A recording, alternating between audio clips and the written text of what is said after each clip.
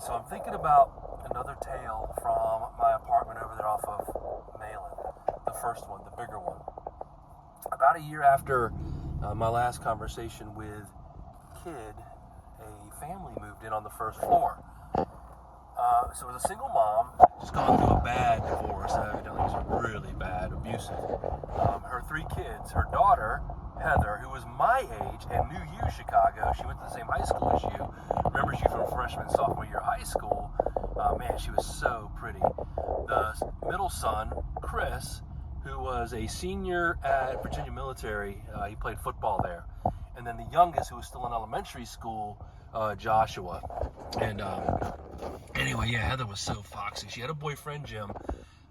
So as pretty as she was, had a boyfriend. There was no way I was going to do more than flirt. I would never, ever ask her out or try anything or anything along those lines. So anyway, there was a time when Chris and I would drink together. He'd come up and drink with us. We were both football players, and we would come to each other's apartment to watch games and such. I happened to be down in their apartment, and it was early summer. He had, I think, just got out of the early spring practices and before the two-a-days of summer had started. And we were watching, it might have been the NBA Finals. I think it was the NBA Finals. And his sister, his mom wasn't there. His sister came out of the back room, the bedroom. I had my back to him, I remember. And she walked into the kitchen, and she pretended that she didn't know I was there, but we were pretty fucking loud, so I had a hard time believing that she didn't know. But she came out only wearing a t-shirt, underwear underneath it, no bra. And when Chris saw her, he was so protective, he said, "Heather, what the fuck are you doing? Get some clothes on." And she kind of jumped, and when she jumped, like, their shirt pulled up, I could just see her underwear, and I was like, what in the fuck is going on here? I am not equipped right now, prepared for this.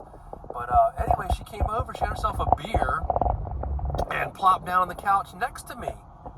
And was like, "Oh, this is a pleasant surprise. I didn't know you were over here." So I was looking at Chris, like, what is going on here? She got a boyfriend. And I was like, very, very uncomfortable. And I don't know if that was her intent that night, but yeah, she was working me, boy. And anyway, I got one more beer. I was like, "Hey, Chris, I'm heading on. It's late."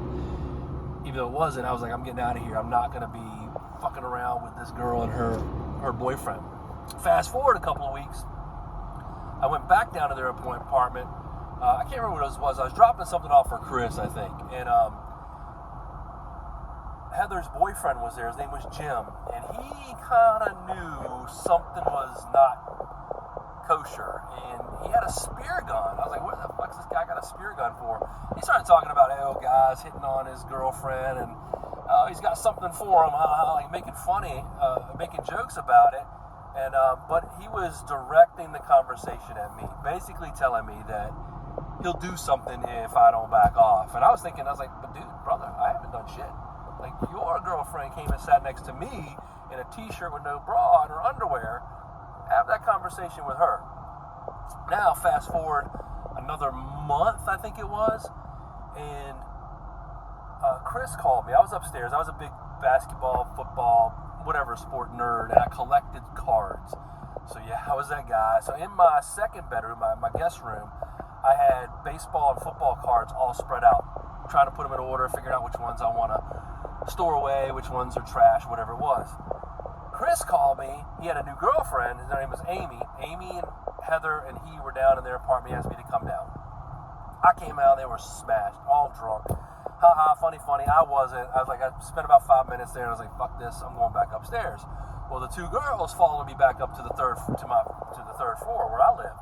And before I could even close the door, Heather and Amy ran into my apartment, and they ran right to the back, and they didn't know which bedroom was mine and which was the guest, so they ran into the guest bedroom and jacked up a bunch of my cards that were laying on the floor. And I was kind of hot at this time, pissed, not attracted, I was angry.